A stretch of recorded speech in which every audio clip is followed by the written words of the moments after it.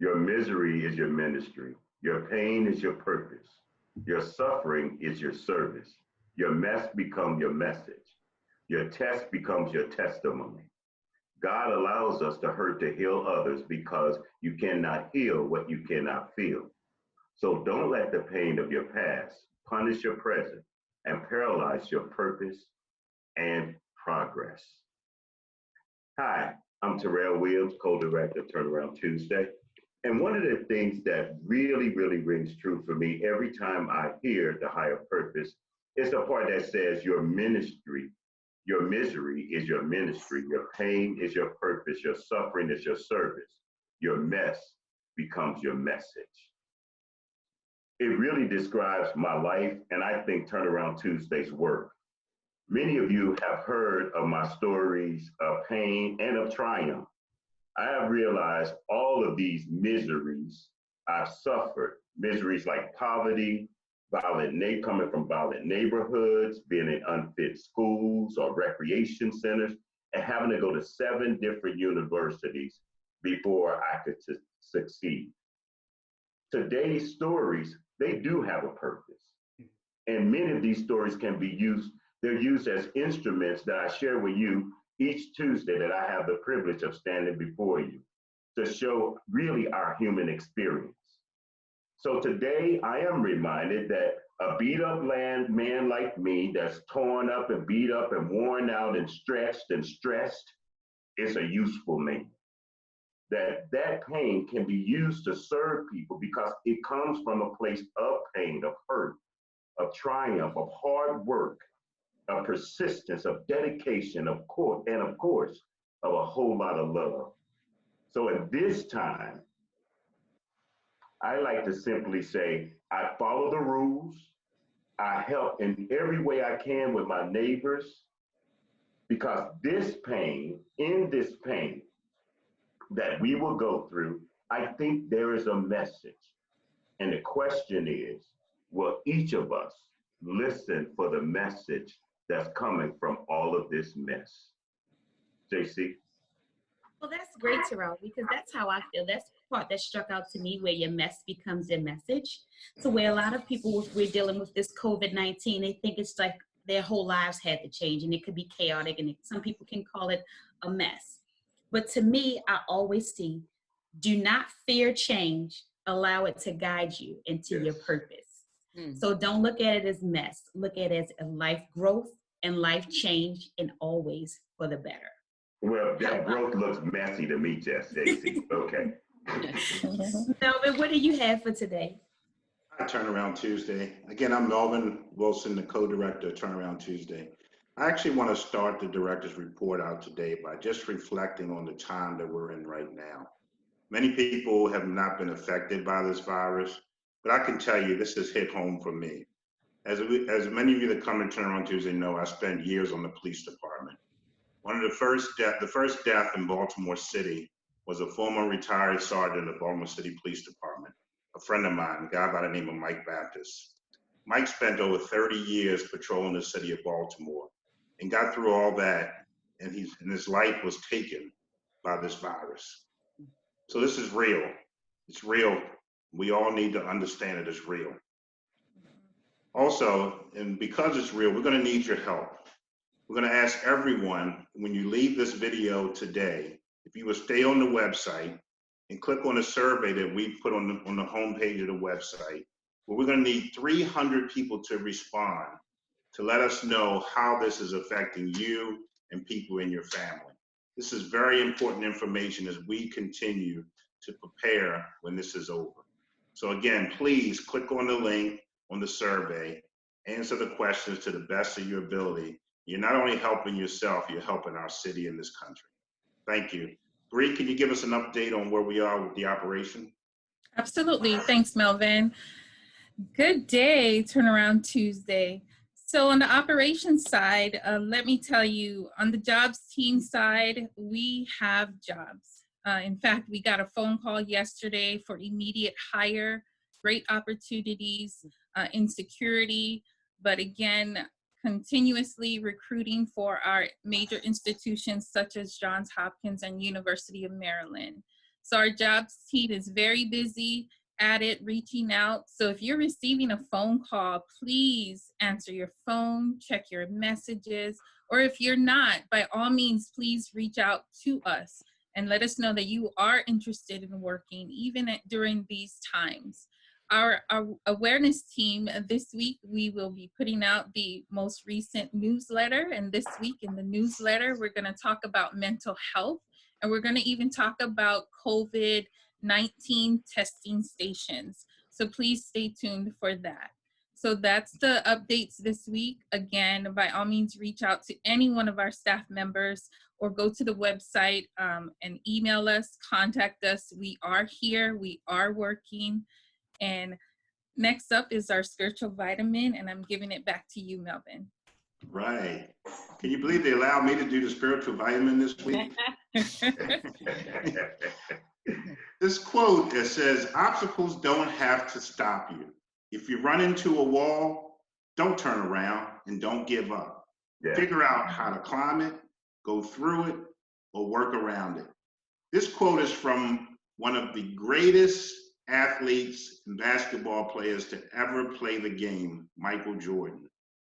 The unique thing about Michael Jordan is that if you don't know, Michael Jordan, when he was in high school, he tried out for the varsity basketball team with one of his best friends.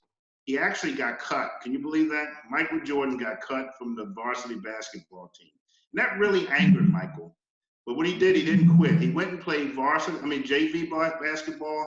He actually ended up being one of the best JV basketball players ever. And the rest of the story is history. What is even special about this, if you don't know, they're running a documentary about Michael Jordan's life this past week. It just started on this past Sunday, and then part 2 will come up next week. And if you don't know about Michael Jordan took a team of less than average basketball players, and they followed him. He led them to 6 NBA championships. That is a leader. Thank you. Melvin, I think that was a great spiritual vitamin. When I think about obstacles, I think it's people's perspectives that's paramount. I think that some people look at obstacles as opposition. I like to look at obstacles as opportunities. Opportunities to think outside the box, opportunities to exercise my critical thinking skills, and to expand my horizon. See, I believe that to every situation, to every question, there is an answer, and to every problem, there is a solution. Now, obstacles give us the opportunity to answer those questions and to solve those problems of life. Wow, that was beautiful. Beautiful. Amazing. Awesome. As Melvin said, obstacles. When you hit obstacles, you can climb the wall, you can go around it, or work around it. And last week, we also heard about Terrell telling us about who is a leader. He said a leader has to have anger. Why does a leader have to have anger? There is that thing. It's not a rage, but that thing in us that says people are being treated unfairly. Let's say the aged, the older people are being treated unfairly. Certain things that are going on in your community that are not fair. That anger has to come from within. Humor. A leader has to have humor. You have to laugh sometimes. You can't be always serious. Just laugh. Somebody crosses you in traffic or somebody does something weird. Sometimes you got to laugh. Be objective. Have an open mind. You cannot be stereotypical towards leadership, because you need to be able to engage with leadership to see what is really going on, especially in these days that things are going on. You need to know what's going on so you can at least be a leader in those circumstances. Curiosity. Tara also mentioned about being curious. Why do we need to be curious? We need to know what is going on. What is behind what we are looking at today? To be a leader, it encompasses all these things. A leader has to have ego. Why do we have to have ego? A leader has to believe in what they're working on, right? Feel good. I always say you see the end from the beginning. And that always remember, see the end from the beginning. Take risk. A leader has to take risk. Let's look at our doctors, our nurses, anybody that works in the hospital, the frontline people. They're taking risk for themselves and their families, but they're doing it for a bigger cause, for the whole nation. So a leader has to be able to take that risk. A leader has to like people. Terrell said, a leader has to what? Love people. So you have to love people to be a leader. How are you going to lead people if you don't love them? Just last week, I went to one of the supermarkets, the ATM, and on my way back, I had my mask on and I had my gloves, I had a hoodie on and everything, just protecting myself. And then I saw this old lady walking out in front of me. Obviously, I gave myself the 6 feet, but then she was limping on one leg. She had like 3 grocery bags. Her mask was coming off. And then I started thinking, I'm like, on a regular day, I would have helped her. But today, I was scared of the virus. But something within me wouldn't let it go. Finally, I mustered up courage and I said, excuse me, ma'am, can I help you to your car? And I got the grocery bags from her and I helped her to her car. I was driving home and here I was thinking to myself that this is the feeling that a leader needs to have. So I would like to call on my team members to tell you about some wonderful stories about leadership. We'll start off with John. Hello, Turnaround Tuesday. Hope everybody is being safe and staying well. I would agree with Mike about risk-taking. I think being a leader, part of being a leader is risk-taking. I think about all these doctors and nurses, just like Mike said, and all these health service providers that are on the front line and how they are risking their lives every day to save so many. When you have people like that leading the charge, it's easy, very easy to be supportive. I believe they are all leaders. In the case of COVID-19, they had no idea what the risks were, but they went in anyway. That's what leaders do. The leader does the work. Mutual aid networks have long been used to connect people and resources during times of crisis, and COVID-19 is no exception. To participate, anyone can enter their zip code into covaid.co and request or offer support with groceries, medications, dog walking, emotional support, online tutoring, etc. There is no formal leadership, just volunteers doing what they can when they can. Over the past couple of weeks and months, there has been an overwhelming demonstration of need, and with that, leadership. When our elected officials aren't doing enough, it's up to us to fill the gaps. These networks provide a platform for leaders, big and small, to contribute to their communities. With great uncertainty, individuals from cities across the country, including Baltimore, have taken the initiative to help others feel safe and loved. Without expectation of formal recognition or reciprocation, ordinary people have used these networks to lead with humility and generosity. A leader does the work. I love that, Rebecca. You know, I always read the Sun paper, and so I was looking through the paper, and this picture really struck me. I saw a couple like this, and I heard about this effort when I saw it last week, this picture of Donovan Murphy from Island Cuisine Restaurants in Baltimore, and he's working with someone named Zakina Dean from Divine Light, which is a treatment and recovery program. And they teamed up to provide hot meals last weekend for seniors at Mary Harvin Apartments, right in East Baltimore, not that far from Zion Baptist. And it really struck me because while some of us are still thinking about what to do, these two people, along with many others, stepped up to lead through action. And I don't know if it started with anger, not enough is being done, they might have thought it's not right to leave our elderly stranded, or if they were objective and simply weighed out some facts. Like people are isolated, the elderly can't go out, they have less access to masks in the senior centers, their food services are cut. It's not someone else's problem. It's maybe something I need to know how to figure out. So this photo represents for me, Leaders Act. So for me, my leadership quality I chose was must like people. So my like for people allows me to be and love the work that I do here at Turnaround Tuesday. And about 10 months ago, I was given the platform to start a women's movement. I previously talked about it and the women kept asking me, when was I gonna do it? I talked about it for years, I think about 1.5 years prior to actually starting. So I just knew I had to act. And I started this Sisterhood of Women. And being as though COVID-19 happened, I was wondering, what is it that I'm going to do in the middle of all of this? And when I started receiving the phone calls, it's, hey, are we having our meeting this month?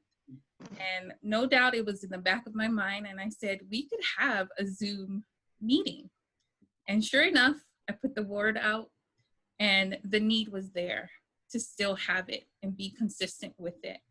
And not just consistent with it, but at the end of our first Zoom, the realization was that, hey, we need to do this again in 2 weeks.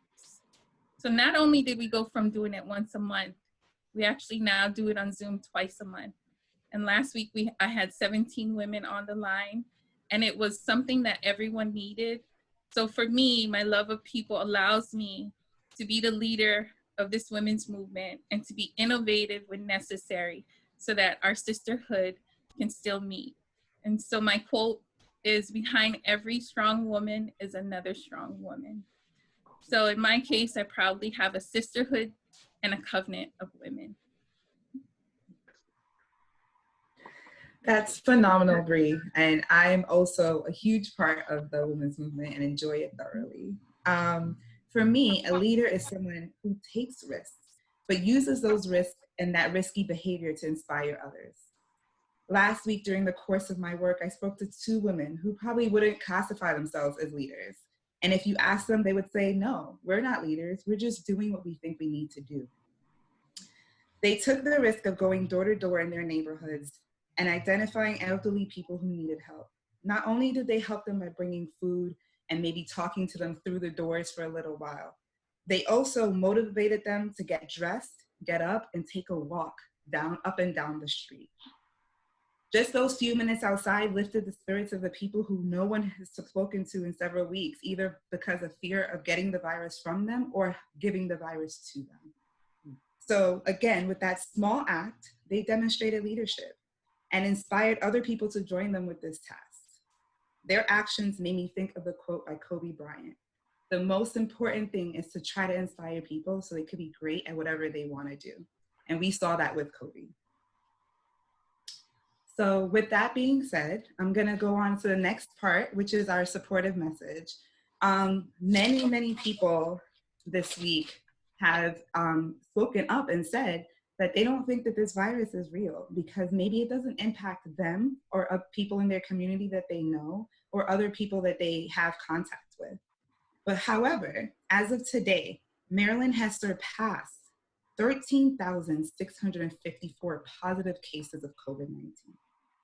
With 516 confirmed deaths.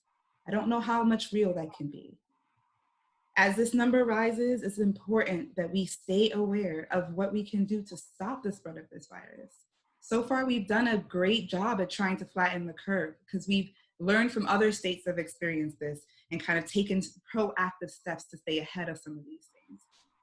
However, there's no way to prevent it totally, but we have to do our parts to try.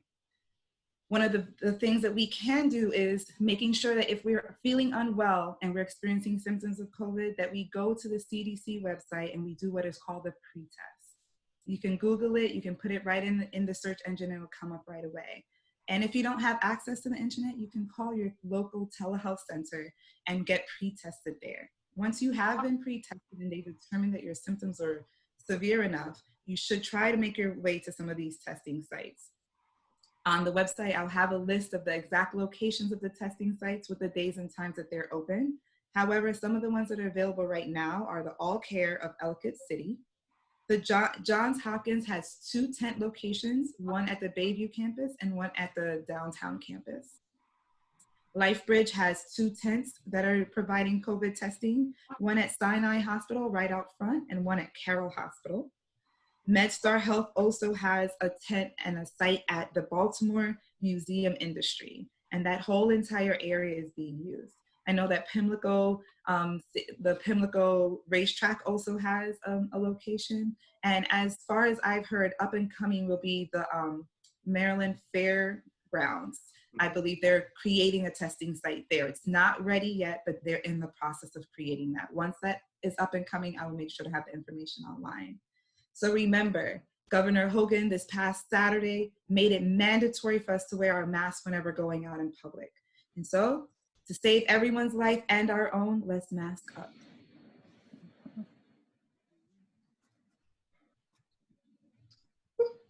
Falling apart here. I'm messed up. And now, with masks on, we like to close in prayer. But before I pray, I think it's important for us to understand that Turnaround Tuesday does not prescribe to any particular religion. All are welcome. Whether you are Christian or Jew, Muslim, Buddhist, or none of the above, no matter your higher power or lack thereof, you are welcome to bow your head with us in prayer or simply to stand in silence. God of all flesh, God who rules and super rules this universe, we come to thank you for keeping us safe throughout this trying and turbulent time. We thank you, oh God, for keeping our families by our side, even though there's separation, making us mindful of our love for one another. We thank you that Turnaround Tuesday is a platform to be able to reach out to those, to let them know of our love for them. And we ask you to keep us safe as we journey on our way. We thank you. Amen. Amen. And Thomas, I just want to take 1 second for a moment of silence for all of those who have lost an individual to COVID and any other disease at this time.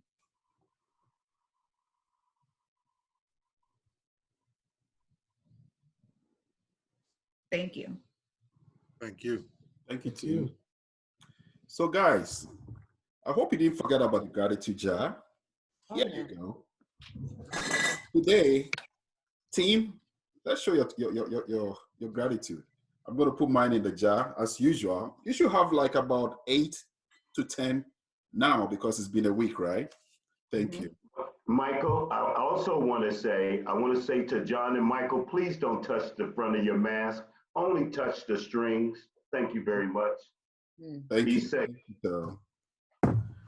And the last thing is exercise. Oh, you didn't think we would exercise, right? 10 jumping jacks. Let's go. 1, 2, 3. Tara, come on. Jesse. 4, 5, 6, 7, 8, 9, and 10. Clap for yourselves. All right. We love you. Thank you so much.